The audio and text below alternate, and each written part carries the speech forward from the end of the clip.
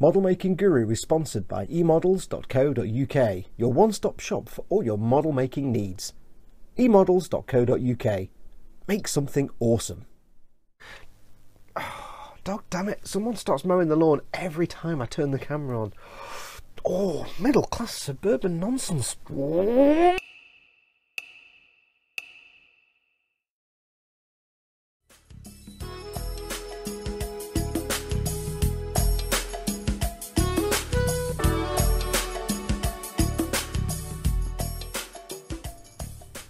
Hey everyone, it's Fox from Model Making Guru here. Hello and welcome to part one. Well, actually, hang on, no, it's not part one, is it?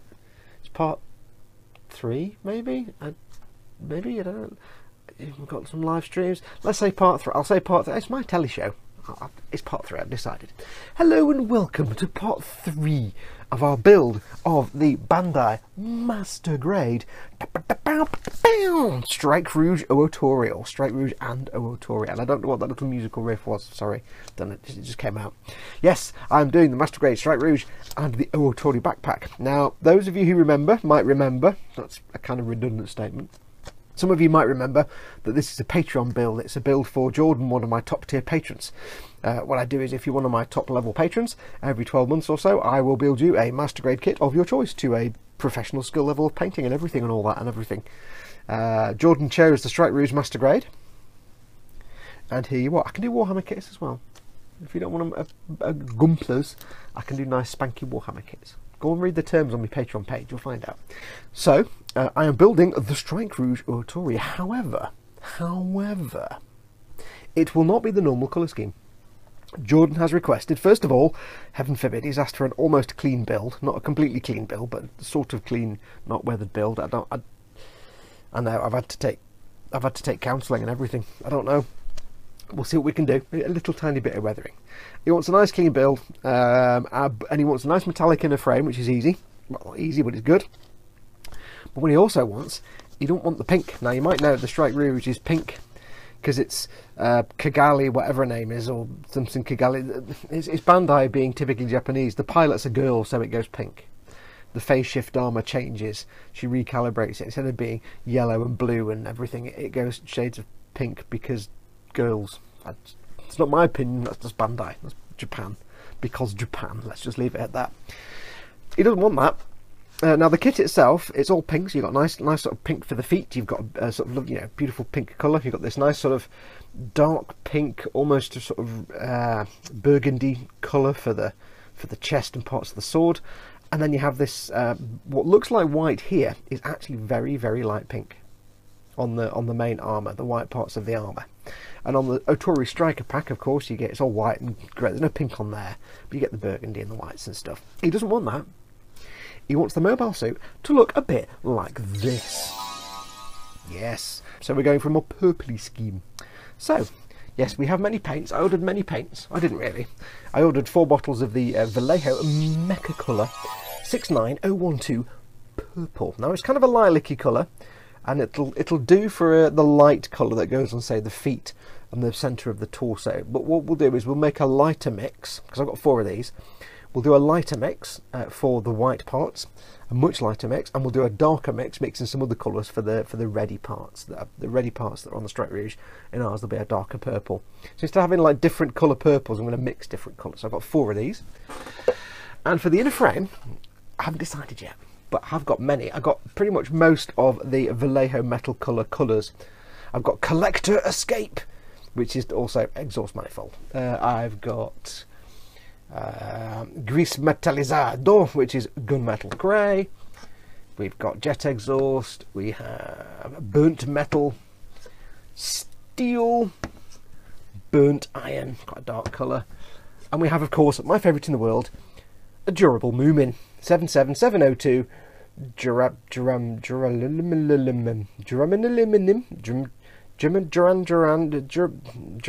We've got a bottle of Duran. So I got a load of these. I'll probably only use like 1 or 2 for the inner frame, but we've got these because these are really nice. I've used the duraluminum, the durable Moomin. I've used that 77702. Should know that number by now. I've used that before, and that's a beautiful shiny silver colour. comes out really fine. Those metal colours, they come out really fine.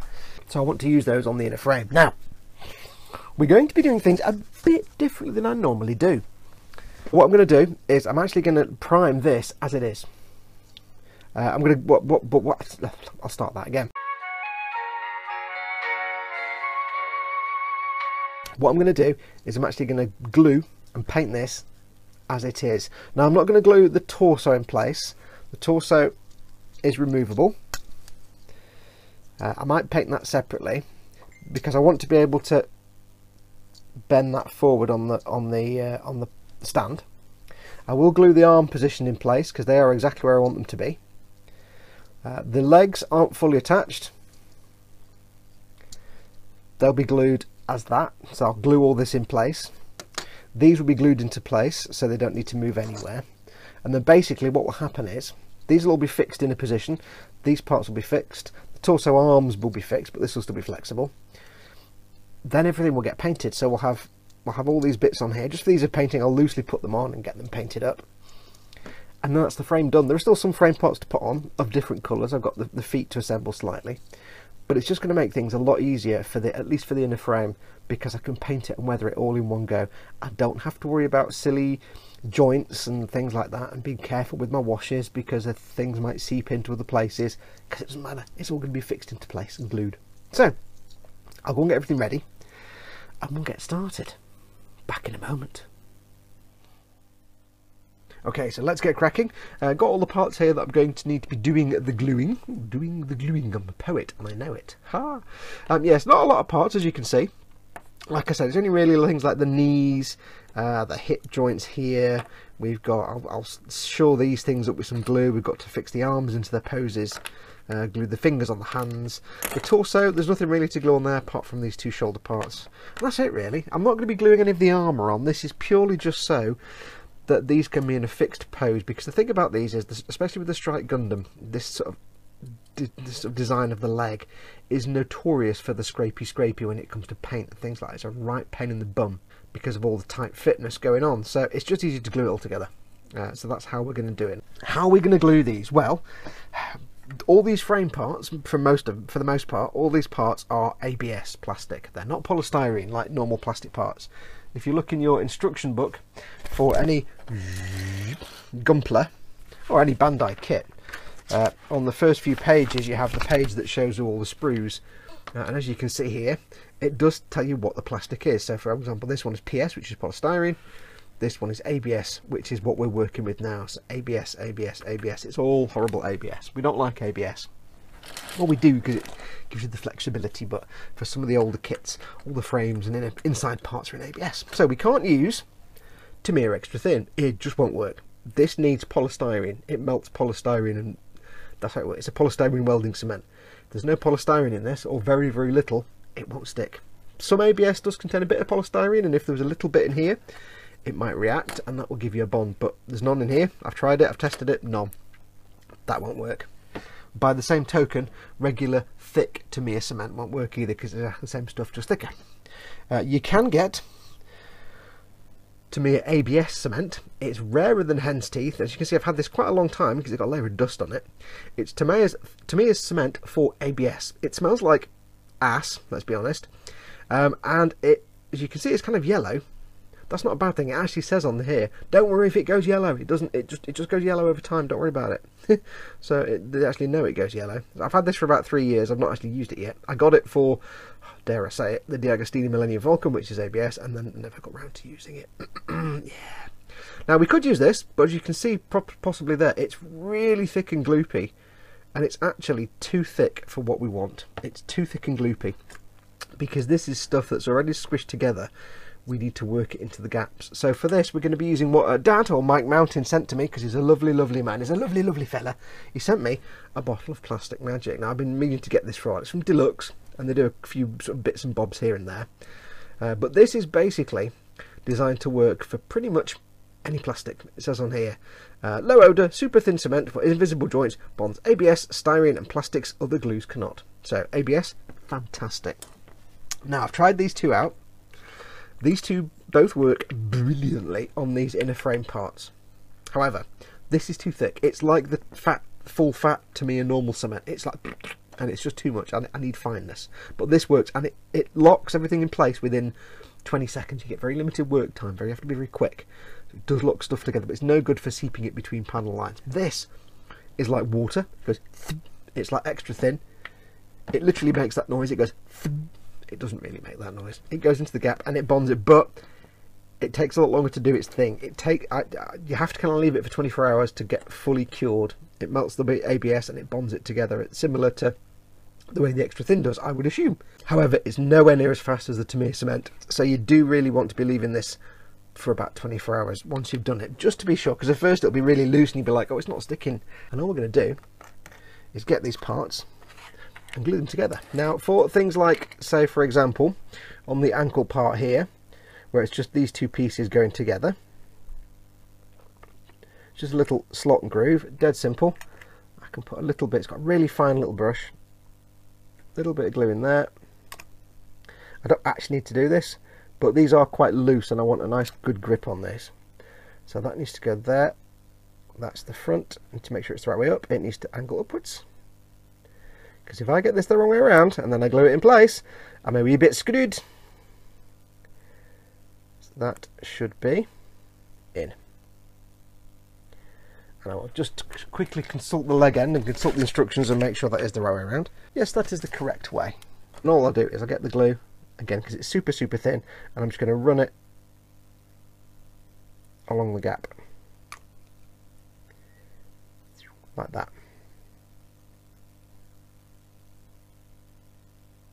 Now you can use this glue, this plastic magic, on any plastic. It literally says, you know, on any plastic that other glues cannot.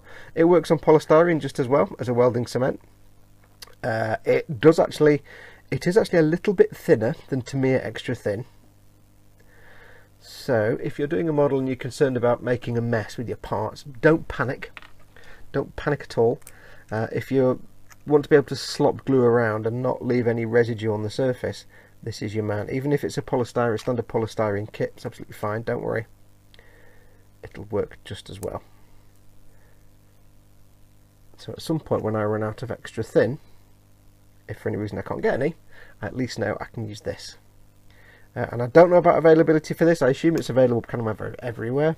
It's available here in the UK. You can get it online on Amazon and stuff. I assume it's available in the US. I don't see why it wouldn't be. Outside of UK and US, I have no idea, but I'm sure it's around. It's just deluxe plastic magic. They do some epoxy glues and things as well. And that's it. I just need to go around and glue all these parts. Now for the joints, what I'm going to do is I'm going to work the glue. I need to do it carefully off camera so I can get it all in the right place. I'm going to work the glue into like the joints where the knee is there, around these edges, into there. Make sure I get it into all the little nooks and crannies. And then I'll go down the seam lines in the middle as well, just to seal everything. I'll avoid the polycap areas because I don't want to glue those. One other thing I forgot to point out as well, you might notice on here, these little pegs look a little like they've been hacked around a little bit. That's exactly what's happened to them. I've snipped the ends off 45 degrees, just take the very ends off. And that just means, you can see on that one there, maybe a bit better on this one here. Cut at a 45-degree angle, just so that when I put the piece on top, the peg and the socket, I can pull it off again easily. If you want to be able to disassemble your gumpler, nip the ends of your little pegs off. Just means you can pull the parts apart easier. There's less surface area to grip. Now obviously, if there's any parts that I want to stay on and they're a bit too loose, you go too far, you can just glue them on. So I'll go and get all the rest of these parts done. When we come back, we'll do the next step. But again, yes, plastic magic. Get yourself some, especially for gumpler frames. If you're making a gumpler and it's for display, you're never going to play with it and touch it. You're never going to change the pose. Save yourself some time. Glue the inner frame together as best you can, and then you can paint it all in one go. So when we come back, we'll not sure what the next step might be. It might be priming, I suppose, but we'll crack on. So back in a moment. I don't know why I'm wiggling my fingers like that. Hungry hippos. Okay, right, so let's crack on with the painting. Now, as you can see here, I've got things on sticks. Yes. What I've done is I've taken all the inner frame parts, not the armour or anything else, just the inner frame for the mobile suit.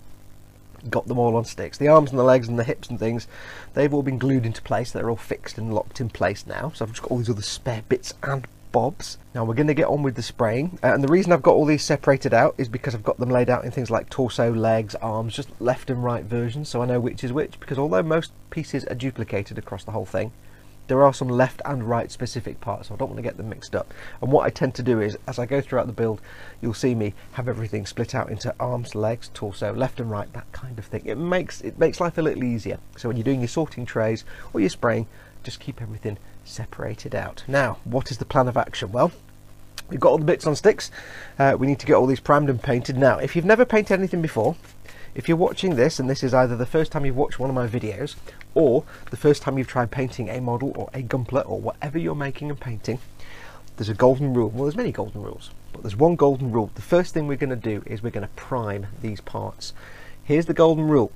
Always, always, always, always, always, always, always, always, always, always, always, always, always, always, always, always, always, always, always prime your plastic. Before you start painting, get a coat of primer down there. There are no exceptions to this. I mean, you don't have to do it. There's no contract that says you have to do it.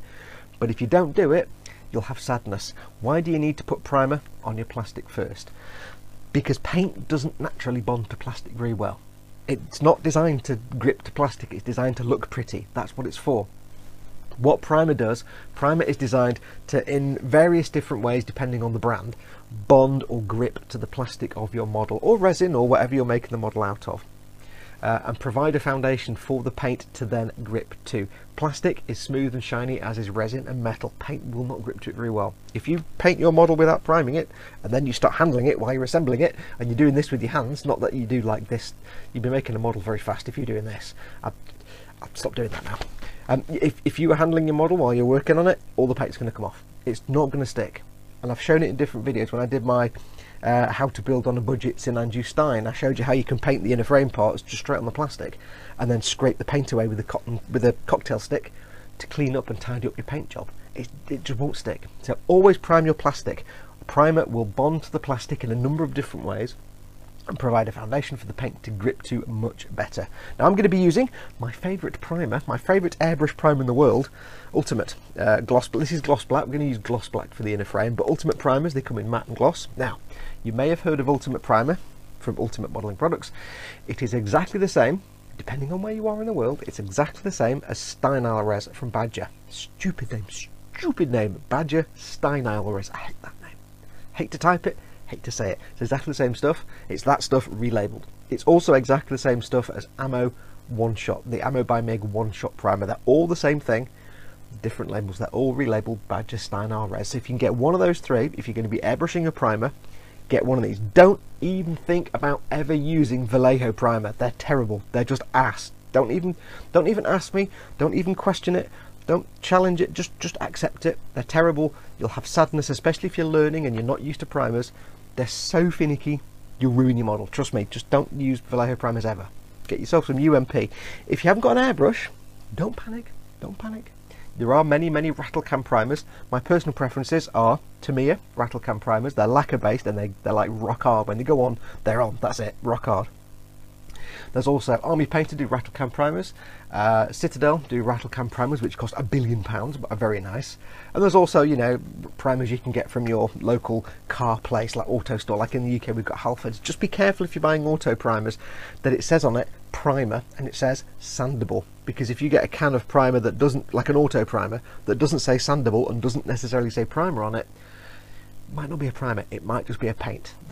So just make sure it says primer and sandable. Those are the two things you want in a primer. A, that it is a primer, and B, that it's sandable. So we're going to do a coat of primer. We're going to do the gloss black because we want a metallic colour going on top. And then we're going to use two metal colours. We're going to use Vallejo acrylic metal colour 77704 pale burnt metal. And we're going to use Tobera Reactor, which is 77713 jet exhaust. Again, it's the acrylic metal colour from Vallejo. You just can't read that because that's got the shiny thing on it. We're going to use these two colours. That's a dark one, that's a light one. I'm going to be doing two different colours on the inner frame. I'm going to be doing a light colour and a dark colour.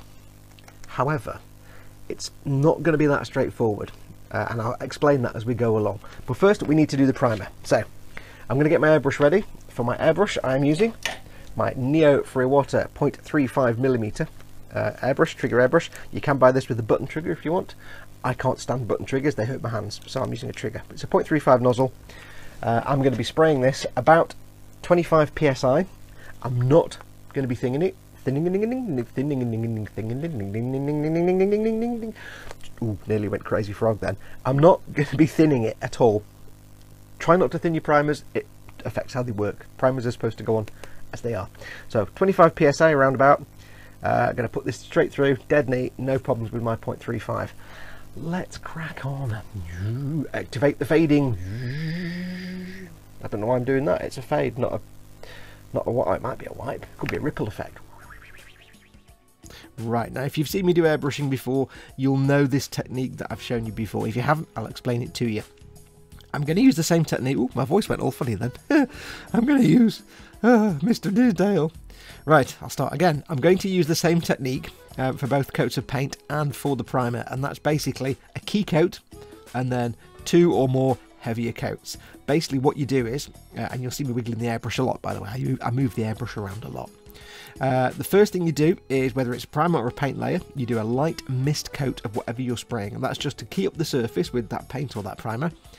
So it's got something to grip to, and so the next coat has something to grip to better than just bare plastic or the primer. It's just a good way of keying the surface for the next coat. So you do a light mist coat first. I then tend to blast that with a bit of air, just air from the airbrush, which is where you'll see when I go all wiggly with the airbrush, like that. That's me doing air. When I'm using it smooth, this is at twice the speed by the way. When I'm moving it smoothly, that's just normal painting. When I'm wiggling it like a bumblebee, that's me doing air. So light mist coat, and then about 30 seconds of air just to flash it off, and then go in with a heavier coat, and then again air after the heavier coat, flash it off, and then go in with another heavier coat. And you can build it up that way. Now with the primer, the UMP/Steinarez/ one-shot primer, it's very forgiving. You could just blap it on in one big coat, but always best to do a key coat first and then another coat if needed. I actually got away with the key coat and one coat of the primer because it's that good. Now we're going to move on to 77.712 Steel from the Vallejo metal colour range. These are beautiful, beautiful, smooth, fine paints. Now I'm going to use a very similar technique here, where I'm going to do the key coat first. You can see me doing it here. Very light misty key coat, and then as I'm doing the waggle dance with the airbrush now, you can see I'm doing the blowing the air on it. But instead of just going in with a heavy coat and then another heavy coat, these are beautiful colours that I can build up slowly. I want to make the most of the glossy black underneath. So I'm actually building up in multiple misty light coats. Not as light and misty as the first initial key coat, but still light misty coats all the way along. And for this, depending on the pieces I was painting, some of them were just like a key coat and then 1 or 2 light misty coats. Some of them were 3 or 4 misty coats. I just slowly built the colour up gradually till I was happy with where it looked. I was monitoring it as I went along. I didn't want to just black paint on, because all you have then is a piece of plastic that looks like it's been painted to look like metal. If you build it up in thin misty coats, that's how you get rid of any grain and granularity. Also note for this, I took the crown cap off as well. Now we're on to 77713 Jet Exhaust Vallejo metal colour. Again, this is another beautiful colour. Now you can see here I've got the crown cap on at this point. That's because I forgot to take it off. Yeah. There you go, crown cap off, thank you. Yes, I find sometimes, as with all these things, whenever I'm painting, especially with things like primers and thin metallic colours, you kind of feel your way along and you don't get the perfect painting method, it seems, until the very last part you have to paint. And with these metallics, because they are so thin, I found that they did dry out very quickly on the needle. That was very quick all the time. So what I had to do was, even with the really low pressure, took the crown cap off and increased the paint throughput a little bit, so they didn't dry quite as much. But if they did, I could easily clean it off with my finger. But I'd also found it kind of helped me get a nice smooth paint finish as well, having the crown cap off. Just be very careful. You don't want to touch that needle tip against anything, because you'll ruin it, and that's like £7 to replace it.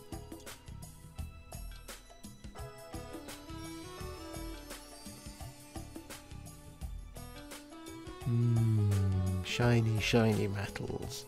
Subtly different, but different. Okay, so let's move on to the next step. Now, you may notice, or you will have noticed, if I didn't explain it in the voiceover, I haven't done the voiceover yet for that last bit. So this is where I might kind of contradict myself. I don't know. It's time travel. It's time travel. Whoa! I'm talking about things I haven't done yet that I will do afterwards, but I'll forget that I've said this. It's weird. Anyway, Right, so you'll notice that I didn't use the colours I was going to use before I recorded that last section. I decided in the end to use Steel 77712 and Tobera Reactor or Jet Exhaust 77713. Now the idea was that I'd have two different colours. I'd have a light colour and a dark colour.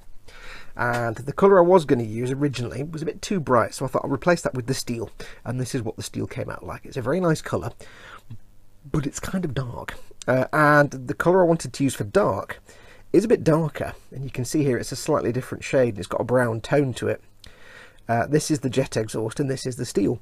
However, it's not a massive difference. I've only got a few pieces with this Jet Exhaust, but it's not a massive difference. And you do have to get the light just right to see the difference. So what are we going to do? Well, I've put the airbrush away now and I can't bother getting it out again.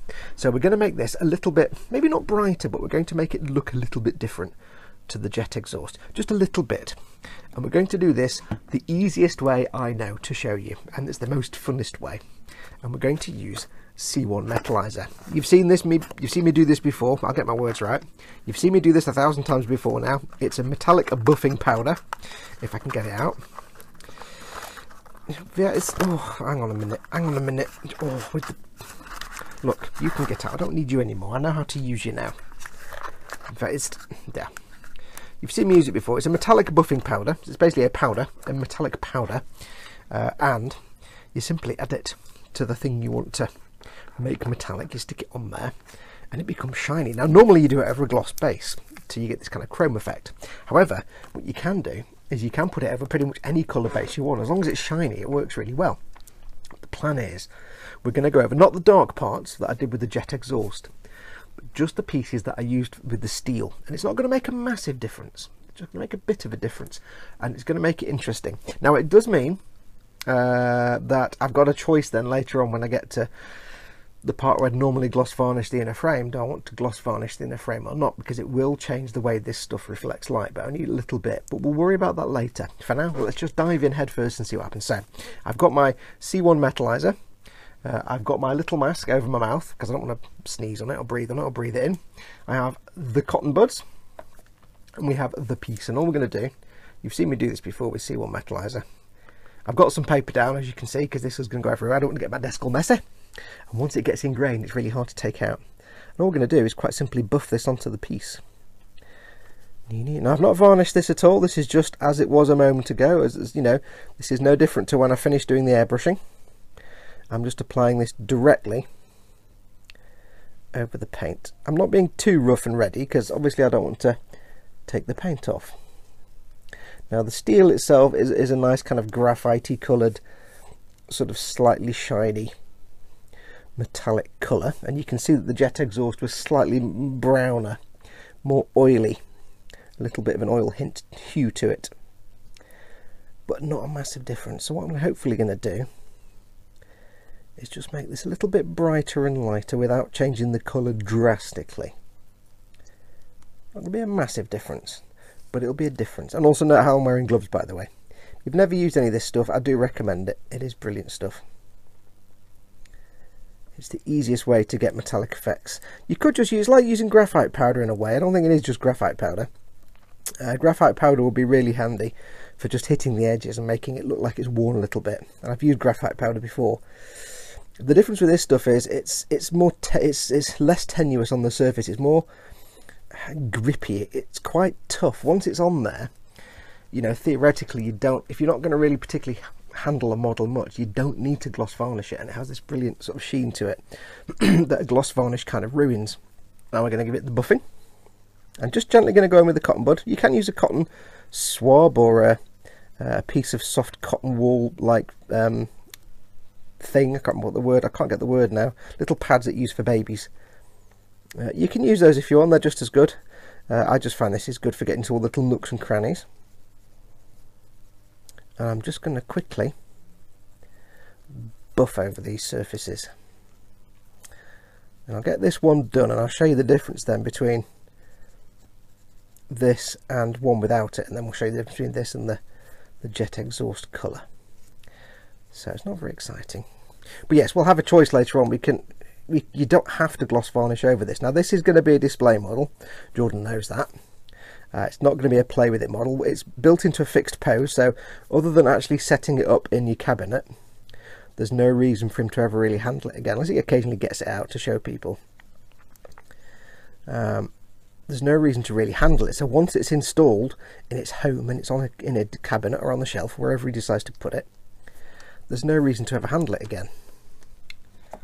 So it doesn't really need a protective coat over this metallic, because this stuff is, if you've never used it, like I said before, if you've never used it, it's really good stuff because it's actually quite super durable.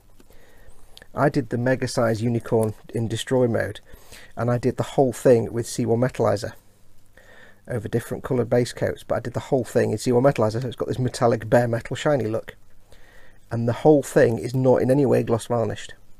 I didn't put any decals on, so I didn't need to gloss varnish it, and it's just as good now as it was when I put it in the cabinet, and it's been handled a little bit. I mean, you know, it's fairly durable. If you get a fingerprint on it, you can just wipe the fingerprint off.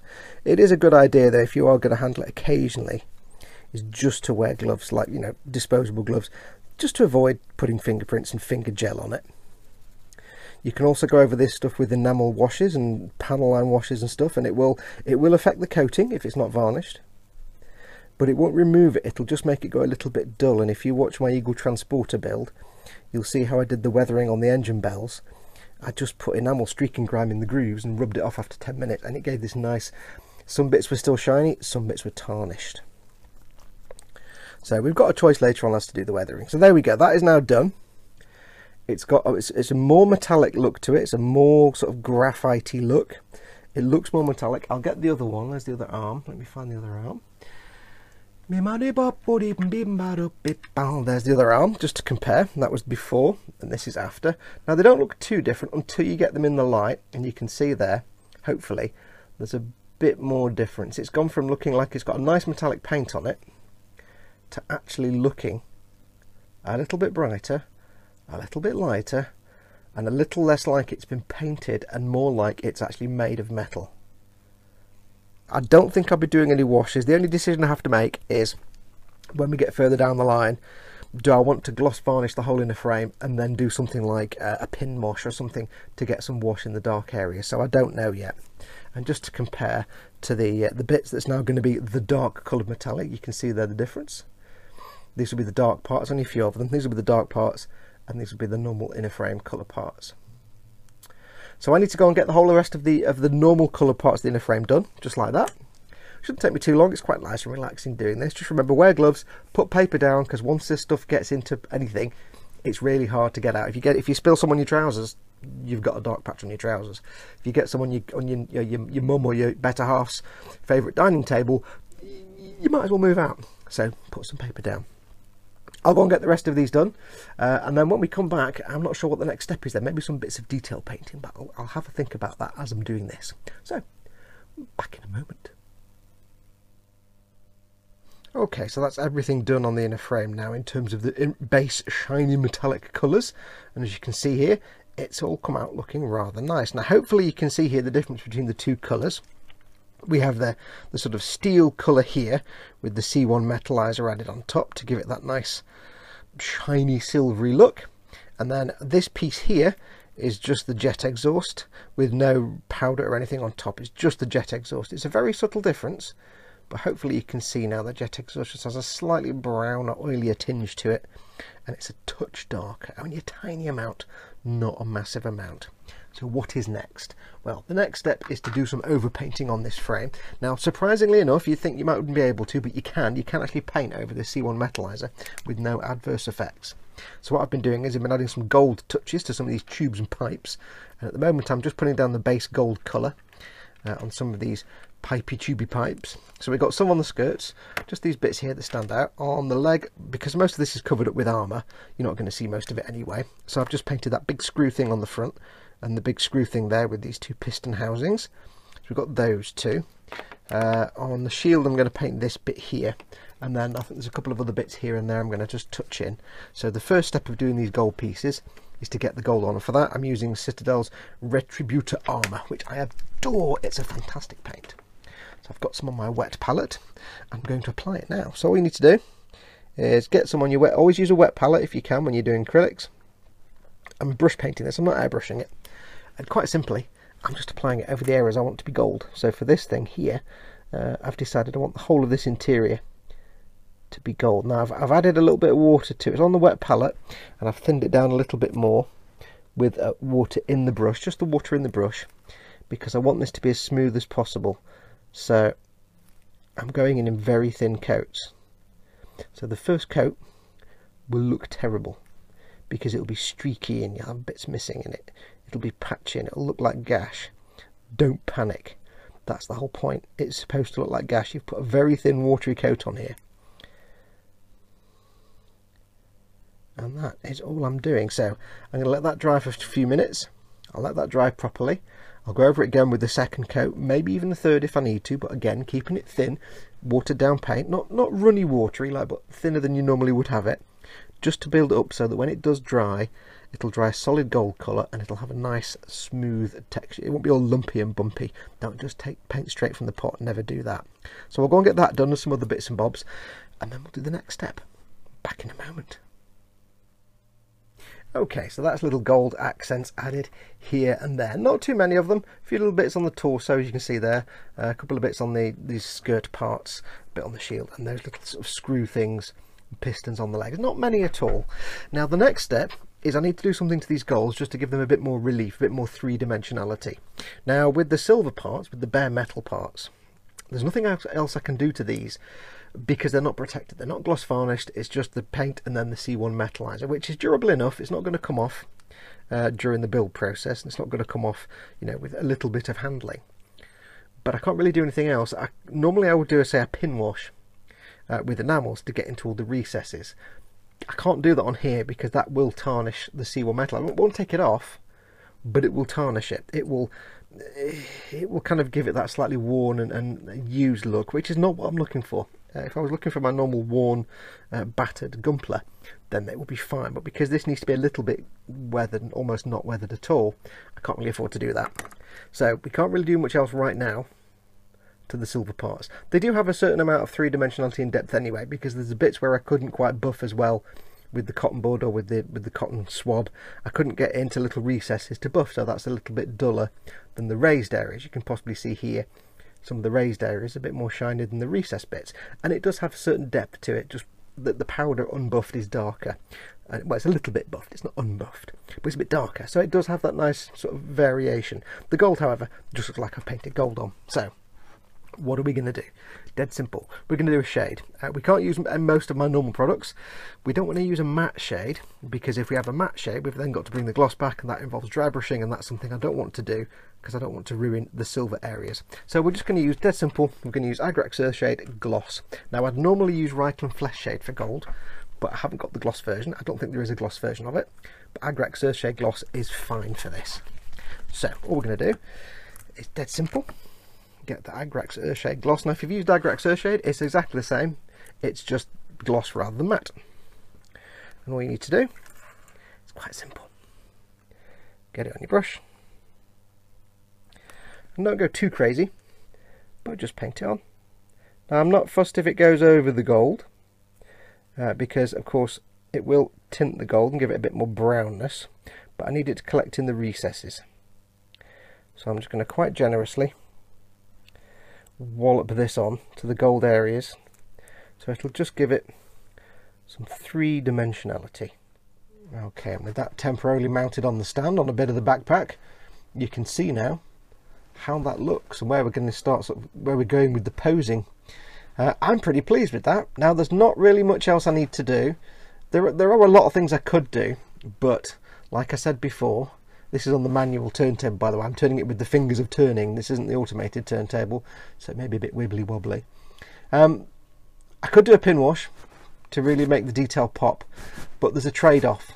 Because I've used the C1, if I want to do a pin wash, I'd have to gloss varnish it. I'd have no choice, I'd have to gloss varnish it, because I need to keep it looking clean. If I gloss varnish it, it's going to lose some of that metallic sheen. It'll look more like it's been painted and less like it's actually made of metal, because that kind of looks metallic right now. It doesn't so much look like it's painted, but that it's actually made out of metal. It's all loosely put together, by the way. This is still loose, it's not fully attached properly. The legs and things aren't on all the way, it's just loosely pinned together so you can get a feel. But yes, it's a trade-off now. If I want to do a pin wash and get some definition, I'd have to gloss varnish it, and that would kill that metallic sheen. So I'm going to have a think about it. I'm tempted to just leave that as it is, without the pin wash. There'll be enough pin washing and everything else on the armour panels to make it kind of stand out. I think by itself, being so metallic and so shiny, that's visually arresting enough for it to, you know, doesn't really benefit from any more extra paintwork. So if it was just like, if I just painted this grey and it was just a dull grey colour, then yes, I would be like, I'd have to pin wash it and put loads of depth in there, because gunk wash it, because it looks flat and boring. But because this looks like it's actually made of metal and not like it's a proper, you know, animation armature rig and not just plastic painted metallic, I don't think there'd be really any benefit. Or at least there would be a benefit, but I don't think it'd be worth the trade-off of sacrificing some of that metallic glint for a gloss coat. So I am tempted just to leave it. Now I have painted the cockpit inside. I've just painted a little bit of brown on the seat and some gold, and that's all really. I've got to paint the pilot and everything yet. There's no other real details in the cockpit to paint. Now I know he'll probably never open the cockpit when he gets this, and even if he did, he probably wouldn't see much because it'd be dark. But it doesn't matter, I'm still going to paint it anyway, even the details you're not going to see.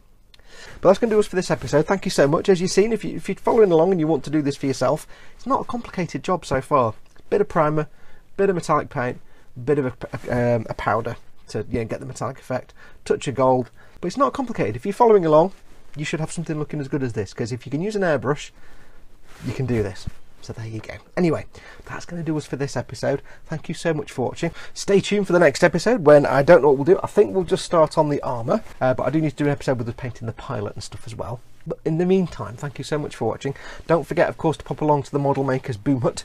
It's facebook.com/groups/model boom hut. It's the best model making group on the internet. It really is an awesome place. Do go pop along, hang out. There's lots of awesome people there. You'll be able to keep up to date with stuff I'm posting and other people, and you'll be able to post up your stuff and get some really good feedback. So go and check it out. And don't forget, of course, all support is gratefully accepted, because this is my income, this is my living. If you'd like to help support this channel and keep it going, then just pop along to patreon.com/modelmakingguru and pledge your support. There's all kind of exclusive stuff you can get as access. There's an exclusive Discord and all kinds of other bits and bobs as rewards for being a patron. So do go and check it out.